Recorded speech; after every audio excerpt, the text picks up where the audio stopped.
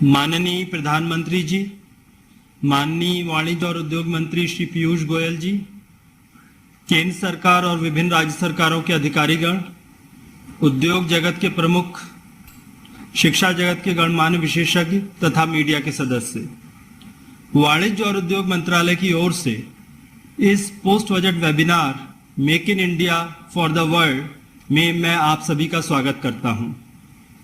माननीय प्रधानमंत्री जी के विजन के अनुरूप वर्ष 2014 में मेक इन इंडिया के पश्चात स्ट्रक्चरल रिफॉर्म्स की एक लंबी श्रृंखला जैसे insolvency and bankruptcy code, GST act, regulatory changes से भारत की ईज ऑफ डूइंग बिजनेस की रैंकिंग में अभूतपूर्व सुधार हुआ। कोविड के दौरान भारत सरकार और उद्योगों ने मिलकर सुधारों की गति को और तेज कर दिया गया। साथ ही आवश्यकता के अनुरूप बिजनेस को हैंड होल्डिंग सपोर्ट दिया गया। परिणाम स्वरूप भारत सबसे तेज गति से बढ़ने वाली मेजर अर्थव्यवस्था पुनः बन गया। वर्ष 2022-23 का बजट मैन्युफैक्चरिंग क्षेत्र को और तेज गति देने का काम करेगा। इंफ्रास्ट्रक्चर में अभूतपूर्व निवेश जहां एक ओर मांग को बढ़ावा देगा, वहीं दूसरी ओर लॉजिस्टिक एफिशिएंसी बढ़ने के कारण हमारी इंडस्ट्री अधिक प्रतिस्पर्धी होगी।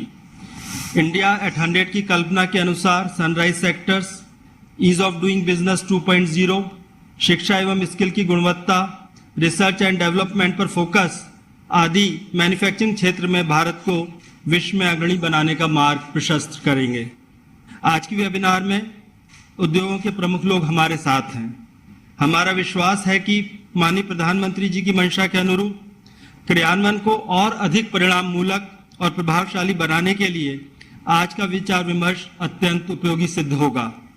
हमें मार्गदर्शन देने और आशीर्वचन के लिए मैं माननीय प्रधानमंत्री जी को सादर आमंत्रित करता हूं। नमस्कार। इस बजट में आत्मनिर्भर भारत और मेक इन इंडिया को लेकर जो निर्णय लिए गए हैं वो हमारी इंडस्ट्री और इकोनॉमी दोनों के लिए काफी महत्वपूर्ण है। मेक इन इंडिया अभियान आज 21वीं सदी के भारत की आवश्यकता भी है और ये हमें दुनिया में अपने सामर्थ्य दिखाने का भी अवसर देता है। अगर किसी देश से रॉ मटेरियल बाहर जाए और वो उसी से बने मैन्युफैक्चर गुड को इंपोर्ट करे, ये स्थिति किसी भी देश के लिए घाटे का सौदा होगा। दूसरी तरफ भारत जैसा विशाल देश सिर्फ एक बाजार बनकर रह जाए तो भारत कभी भी न प्रगति कर पाएगा, न हमारी युवा पीढ़ी को अवसर दे पाएगा। यह वैश्विक महामारी के दौर में हम देख रहे हैं कि किस तरह विश्व में सप्लाई चेन तहस नहस हुई है और इन दिनों तो हम विशेष तौर पर देख रहे हैं कि सप्लाई चेन के विषय ने कैसे पूरी दुनिया की इकोनॉमी को भी हिला के रख दिया है।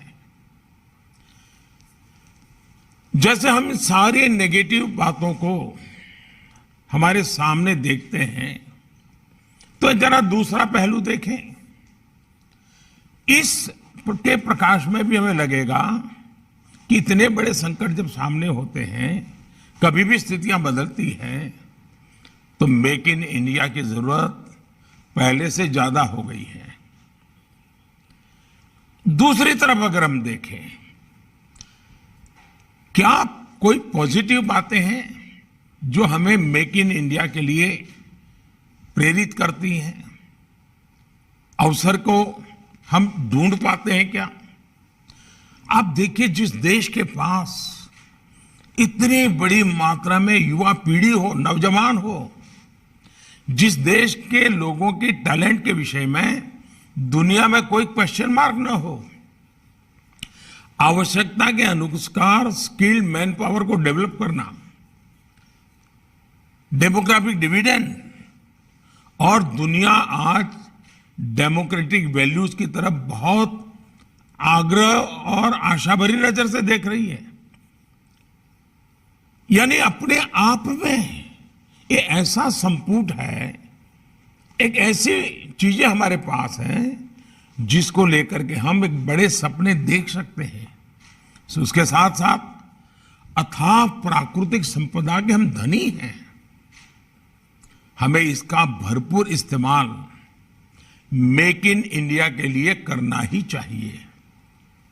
फ्रेंड्स, आज दुनिया भारत को मैन्युफैक्चरिंग पावर हाउस के रूप में देख रही है। हमारा मैन्युफैक्चरिंग सेक्टर हमारी जीडीपी का 15% है, लेकिन मेक इन इंडिया के सामने इन्फिनिट पॉसिबिलिटीज हैं। हमें भारत में एक रोबस्ट मैन्युफैक्चरिंग बेस बिल्ड करने के लिए पूरी ताकत से काम करना चाहिए, चाहे केंद्र सरकार हो, राज्य सरकार हो, स्थानीय स्वराज की संस्थाओं के नियम हो, प्राइवेट पार्टनरशिप हो, कॉर्पोरेट हाउस हो। हम सब देश के लिए मिलकर के कैसे काम करें। देश में आज जिसकी जरूरत है, जिसकी आवश्यकता बढ़ रही है, उसमें हमें मेक इन इंडिया को बढ़ावा देना है। अब दो चीजें हैं, एक एक्सपोर्ट को ध्यान में रख करके सोचना, दूसरा भारत की रिक्वायरमेंट को पूरा करने के लिए सोचना। चलिए मान लीजिए हम दुनिया में कॉम्पिटिटिव नहीं बन पा रहे हैं, लेकिन भारत की आवश्यकताओं में हम वैसा क्वालिटी मटेरियल दें ताकि भारत के लोगों को बाहर देखना न पड़े। ये तो हम कर ही सकते हैं। और इसलिए मैं चाहूंगा कि मेक इन इंडिया में हम इस दूसरी बात है, एक बार मैंने लाल किले से कहा था, जीरो डिफेक्ट जीरो इफेक्ट। हमारा प्रोडक्ट रत्ती भर भी डिफेक्ट वाला नहीं होना चाहिए। कॉम्पिटिटिव वर्ल्ड में क्वालिटी मैटर करती है। और दूसरा, आज दुनिया एनवायरमेंट कॉन्शियस है, तो जीरो इफेक्ट, एनवायरमेंट पे जीरो इफेक्ट, ये दो ऐसे मंत्र हैं जो हमें दुनिया में क्वालिटी के कारण और ग्लोबल वार्मिंग के सामने चुनौतियों को निपटने के रास्ते के कारण हमें स्वीकार कर सकता है। उसी प्रकार से आज जिस प्रकार से टेक्नोलॉजी बदली है, जिस प्रकार से कम्युनिकेशन वर्ल्ड में जबरदस्त रिवॉल्यूशन आया है, अब जैसे सेमीकंडक्टर, अब सेमीकंडक्टर के क्षेत्र में अब हमारे लिए आत्मनिर्भर बने बिना कोई चारा ही नहीं है। मेक इन इंडिया के लिए मैं मानता हूं एक नया क्षेत्र, नई संभावनाएं लेकर के आया है। हमें ये दूर का देखना चाहिए। साथ साथ हमारी जरूरत भी है, देश की सुरक्षा के लिहाज से सोचें तो इस पर हमारा ध्यान होना और ज्यादा जरूरी है। हम देख रहे हैं कि कैसे ईवी, इलेक्ट्रिक व्हीकल्स के क्षेत्र में लोगों का आकर्षण भी बन रहा है, एनवायरमेंट के दृष्टि हुए भी बन रहा है और डिमांड भी बढ़ रही है। क्या भारत उसमें इनोवेशन नहीं कर सकता? मेक इन इंडिया मैन्युफैक्चर नहीं कर सकता है? क्या भारत के मैन्युफैक्चरर्स इसमें अपना लीड रोल नहीं कर सकते हैं? मैं समझता हूं कि मेक इन इंडिया की भावना के साथ हमें आगे बढ़ना चाहिए। कुछ विशेष प्रकार की स्टील के लिए भी भारत आयात पर निर्भर है। हमारा आयन और विदेश जाए और हम उन्हीं देशों से एक क्वालिटी स्टील के लिए हम फिर से इंपोर्ट करें। अब ऐसी तो कैसी स्थिति है कि भाई हम उस आयन और से उस स्टील को न बनाएं जो हमारे देश की जरूरत है। मैं समझता हूं कि ये हमारा कर्तव्य भी बनता है। और मैं उद्योग जगत के लोगों से आग्रह करूंगा कि आइए, ये कच्चा माल आयन और बाहर बेच बेच करके हम क्या देश को देंगे। साथियों, भारतीय मैन्युफैक्चरर्स को ये देखना चाहिए कि देश की निर्भरता बाहर पर कम से कम हो, कम से कम हो। इसलिए इस क्षेत्र में भी मेक इन इंडिया आज समय की मांग है।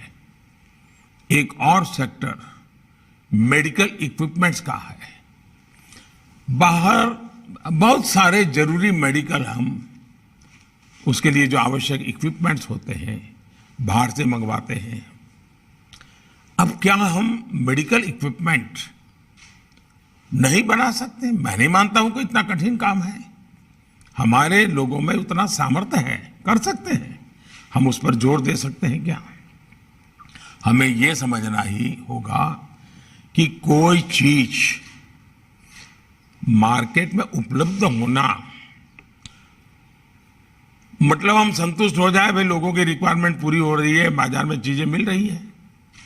लेकिन वो बाहर से आई हुई चीजें और मेक इन इंडिया प्रोडक्ट ये उपलब्ध हो, और वो जब वो देखें और उसका मन करना चाहिए भाई बाहर वाले से तो ये हमारा अच्छा है, हमें ये लेना है। ये स्थिति हमें पैदा करनी चाहिए जी, और ये फर्क नजर आना चाहिए। अब देखिए, हमारे यहाँ इतने त्योहार होते हैं, होली है, गणेशोत्सव है, दीपावली है, इतनी सारी चीजें। इन त्योहारों में बहुत ही बड़े स्केल पर उसका एक मार्केट होता है, स्केल बहुत बड़ा होता है, और वो छोटे छोटे छोटे लोगों की रोजी रोटी का अवसर देता है। लेकिन आज वहां पर भी विदेशी चीजों ने अपनी जगह बना ली है। अब ये पहले सारी चीजें हमारे लोकल मैन्युफैक्चरर्स इस डिमांड को पूरा करते थे और बहुत अच्छे ढंग से करते थे। अब समय बदलते हुए उसकी चीजों को बदलना चाहिए। पुराने ढर्रे में हम नहीं रह सकते हैं, और मैं चाहता हूं कि उसमें आपने लीड लेनी चाहिए। और जब मैं बहुत वोकल फॉर लोकल के लिए बोलता रहता हूं, तो मैं देख रहा हूं कि कुछ लोगों को लगता है कि दिवाली के दिए ये खरीदना मतलब वोकल फॉर लोकल हो गया। भाई मैं दिवाली के दियों के लिए नहीं कह रहा हूं। ऐसी बहुत सी चीजें हैं जी, थोड़ा नजर करें। मैंने एक छोटा सा विषय एक दिन रखा था। आप भी जो मेरे सेमिनार में है ना, एक काम कीजिए, आप अपने बच्चों के साथ बैठिए, अपने घर में सुबह से शाम तक जिन चीजों का उपयोग करते हैं उसमें कितनी चीजें हैं जो आप भारत की उपयोग नहीं करते हैं, और अनिवार्य रूप से विदेशी लेनी ही पड़ेगी, उसको अलग कीजिए। और फिर देखिए, आपको भी चौंक जाएंगे कि हम क्या कर रहे हैं। और इसलिए मैं जो मैन्युफैक्चरर्स हैं उनको भी मैं ऑन बोर्ड लाना चाहता हूं। साथियों, एक और विषय है भारत में बने प्रोडक्ट्स की ब्रांडिंग का। अब मैं तो देख रहा हूं हमारी कंपनियां अपने प्रोडक्ट की बहुत सारी एडवर्टाइजमेंट देते हैं। किसी एडवर्टाइजमेंट में दबाव से वोकल फॉर लोकल की बात नहीं बोलते हैं, मेक इन इंडिया की बात नहीं बोलते हैं। आप अपनी एडवर्टाइजिंग करते हैं तो साथ साथ इसको भी बोलिए ना, क्या चाहता है आपका तो माल बिकने वाला है। और इस देश में आज भी देश के प्रति भावना रखने वाला एक बहुत बड़ा समुदाय है जो इस विषय में कॉन्शियसली प्रयत्न करता है। लेकिन आप उसको एनकेज करने के लिए एक व्यापारिक रणनीति के नाते तो सोचिए। आपकी कंपनी जो प्रोडक्ट बनाती है उसको लेकर आप खुद भी गर्व कीजिए और लोगों को भी गर्व करने के लिए प्रेरित कीजिए। आपकी मेहनत निकम्मी नहीं है जी, आपके पास अच्छी चीजें हैं, लेकिन हिम्मत के साथ आप आइए, लोगों को बताइए कि हमारे देश हमारी मिट्टी की चीज है, हमारे लोगों के पसीने की महक है, उनको भावात्मक रूप से जोड़िए। और मैं चाहता हूं इसके लिए एक कॉमन ब्रांडिंग पर भी सोचा जा सकता है। सरकार और प्राइवेट पार्टी मिलकर के हम एक अच्छी सी चीज डेवलप कर सकते हैं। साथियों, हमारे प्राइवेट सेक्टर को अपने प्रोडक्ट के लिए डेस्टिनेशन भी खोजने होंगे। हमें R&D पर अपना इन्वेस्टमेंट बढ़ाना है और प्रोडक्ट पोर्टफोलियो को डाइवर्सिफाई करने के लिए अपग्रेडेशन पर भी जोर देना होगा।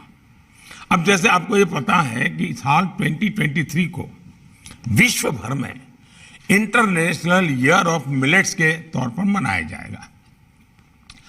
अब स्वाभाविक है लोगों का आकर्षण मिलेट्स की तरफ बढ़ने वाला है। क्या भारत के मिलेट्स दुनिया के हर डाइनिंग टेबल पर कुछ न कुछ पहुंचे, ये सपना हिंदुस्तानी का नहीं होना चाहिए? हमारा छोटा किसान हमें कितना आशीर्वाद देगा, और उसके लिए उस देश के जो टेस्ट है उस प्रकार से हमारे मिलेट को दिखना, उस प्रकार से हमारे मिलेट को वहां पहुंचाना, ये काम हम कर सकते हैं। और मुझे लगता है कि इसको हमने करना चाहिए। आप जरूर इसमें सफल हो सकते हैं। दुनिया के बाजारों का स्टडी करके ज्यादा से ज्यादा प्रोडक्शन और पैकेजिंग के लिए हमें अपनी मिलों को अभी से ही तैयार करना चाहिए। माइनिंग, कोल, डिफेंस, ये ऐसे सेक्टरों के खुलने के भी काफी नई संभावनाएं बनी हैं। क्या हम अभी से इन सेक्टर्स के द्वारा होने वाले एक्सपोर्ट के लिए कोई रणनीति बना सकते हैं? आपको ग्लोबल स्टैंडर्ड्स भी मेंटेन करने होंगे और ग्लोबली कॉम्पीट भी करना होगा। साथियों, इस बजट में credit facilitation and technology upgradation के जरिए एमएसएमईज को मजबूत करने पर खास ध्यान दिया गया है। सरकार ने एमएसएमईज के लिए 6,000 करोड़ रुपए का आरएएमपी प्रोग्राम भी अनाउंस किया है। बजट में लार्ज इंडस्ट्री और एमएसएमईज के लिए, किसानों के लिए नए रेलवे लॉजिस्टिक प्रोडक्ट्स डेवलप करने पर भी ध्यान दिया गया है। पोस्टल और रेलवे नेटवर्क के इंटीग्रेशन से स्मॉल एंटरप्राइज और रिमोट एरियाज की कनेक्टिविटी की दिक्कतों का समाधान होगा। हमें इस क्षेत्र में इनोवेटिव प्रोडक्ट्स विकसित करने हैं और इसमें भी आपका सक्रिय योगदान आवश्यक है। रीजनल मैन्युफैक्चरिंग इकोसिस्टम को प्रमोट करने के लिए पीएम डिवाइन स्कीम बजट का एक हिस्सा भी है, जो विशेष करके नॉर्थ ईस्ट के लिए है। लेकिन इस कल्पना को हम देश के अलग अलग रीजन में अलग अलग तरीके से इसका भी एक मॉडल डेवलप कर सकते हैं। स्पेशल इकोनॉमिक जोन एक्ट में रिफॉर्म से हमारे एक्सपोर्ट को काफी बूस्ट मिलेगा और मेक इन इंडिया की ताकत बढ़ेगी। एक्सपोर्ट को बढ़ाने के लिए हम अपनी वर्तमान एसईजेड की कार्यप्रणाली में किस तरह के परिवर्तन कर सकते हैं, इस बारे में आपके सुझाव अहम होंगे। फ्रेंड्स, इंडस्ट्री को साथ लेकर एक के बाद एक जो लगातार रिफॉर्म्स हुए हैं, उसका प्रभाव भी दिखाई दे रहा है। उदाहरण के तौर पर लार्ज स्केल इलेक्ट्रॉनिक मैन्युफैक्चरिंग के लिए पीएलआई के लीजिए, दिसंबर 2021 तक इस टारगेट सेगमेंट में हम 1 लाख करोड़ रुपए के प्रोडक्शन को भी और जा चुके हैं, उसको पार कर चुके हैं। हमारी कई पीएलआई स्कीम्स इस समय इम्प्लीमेंटेशन के बहुत अहम चरण में हैं।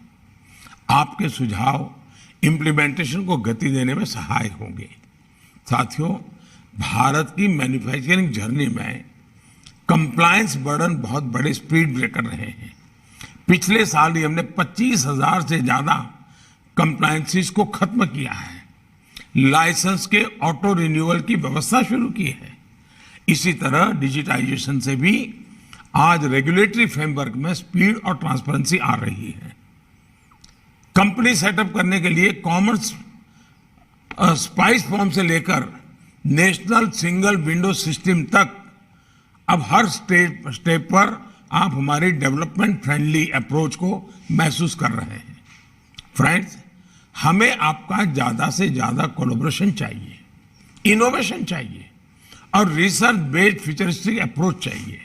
मुझे पूरा भरोसा है कि हम इस वेबिनार में जो मंथन होगा उससे मेक इन इंडिया के मिशन को और ज्यादा मजबूती मिलेगी। मैं आप सबके सामने एक आग्रह करूंगा। देखिए, ये वेबिनार एक लोकतंत्र का एक वो रूप है जो शायद ही बहुत कम लोग उसकी तरफ ध्यान लोगों का गया है। जनप्रतिनिधि बजट की चर्चा करें और बजट को आगे बढ़ाएं। सरकारी बाबू और पॉलिटिकल लीडरशिप बजट के आधार पर कार्यक्रम बनाए। पहली बार मैं बजट प्रस्तुत करने के बाद 1 अप्रैल के पहले जो 2 महीने का समय मिल रहा है, बजट के हर प्रावधान की चर्चा स्टेक होल्डर से कर रहा हूं। आपसे मैं सुझाव ले रहा हूं, आपकी भागीदारी चाहता हूं और मैं चाहता हूं कि इंप्लीमेंट करते समय फुल स्टॉप कॉमा इधर उधर हो जाता है तो फाइलें 6-6 महीने घूमती रहती है। मैं उस समय को बचाना चाहता हूं। आपको पता है, क्योंकि आप उस क्षेत्र में काम कर रहे हैं, आपको पता है कि बजट है। उस बजट की लाइट में ऐसा करेंगे तो इतना फायदा होगा, ऐसा करेंगे तो इतना फायदा होगा, ऐसा करें। आप अच्छे ऑल्टरनेट प्रैक्टिकल सुझाव दे सकते हैं। आज हम बजट कैसा हो इसकी चर्चा नहीं कर रहे हैं, आज हम बजट को कैसे लागू करें इसकी चर्चा कर रहे हैं। ज्यादा से ज्यादा सरलता हो, ज्यादा से ज्यादा आउटकम हो, ज्यादा से ज्यादा इफेक्टिव हो, ये लक्ष्य को लेकर हमारी अगर चर्चा केंद्रित रहेगी। सरकार की तरफ से हम आपको ज्ञान देने के लिए वेबिनार नहीं है, ये वेबिनार आपसे सीखने के लिए है, आपसे समझने के लिए है और इसलिए सरकार की पूरी व्यवस्था आपको सुनने के लिए बैठी हुई है और उसी के आधार पर हम 1 अप्रैल से हमारे बजट को कैसे अच्छे तरीके से लागू करें ये हमें सोचना है। मैं कुछ उद्योग जगत के लोगों से आग्रह करूंगा, आप क्या चुनौती ले सकते हैं क्या कि हमारे देश में फलानी चीज इंपोर्ट होती है, मैं 1 साल के भीतर भीतर ऐसी स्थिति पैदा करूंगा कि इस देश को फलानी चीज कभी भी इंपोर्ट नहीं करनी पड़ेगी। मैं देश के 100 आइटम इंपोर्ट होती है, 2 आइटम कम करने का काम मैं करूंगा। कोई कहेगा 3 आइटम पूरी तरह भारत के मेक इन इंडिया वाले मैं कर दूंगा। हमारा सपना होना चाहिए। मैं एक किसान को जानता हूं जी, उस किसान ने तय किया कि 5 स्टार होटल में जो सब्जी आती है, मैंने तय किया कि मैं उस सब्जी को 5 स्टार होटल को छोटा टमाटर चाहिए, छोटी प्याज चाहिए, छोटे कॉर्न चाहिए, बोले मैं इसको बनाऊंगा लेकिन मेरे देश में और मैंने देखा वो पढ़ा लिखा किसान नहीं था, उसने मेहनत की, उसने लोगों की मदद ली और उसने वो चीजें दी तो हिंदुस्तान के 5 स्टार के होटलों ने उससे लेना शुरू किया। उनको भी पैसों में फायदा हुआ, देश को भी फायदा हुआ। क्या ये काम मेरे उद्योग जगत के लोग नहीं कर सकते क्या? मैं आपसे आग्रह करूंगा ये, और इस देश का आप पर हक है, इस देश का आप पर हक है और इसलिए मैं कहता हूं कि भारत को मजबूत बनाने के लिए आपका उद्योग मजबूत हो ये हम चाहते हैं। आपके प्रोडक्ट दुनिया भर में इज्जत कमाए ये हम चाहते हैं और इसलिए हम मिल बैठ करके करें, मिल बैठ करके आगे बढ़े। इसलिए मैंने आपको निमंत्रित किया है, आपने समय दिया है, दिन भर ये समय ज्यादा फ्रूटफुल हो यही मेरी अपेक्षा रहेगी। मेरा आपको बहुत बहुत शुभकामनाएं, बहुत बहुत धन्यवाद।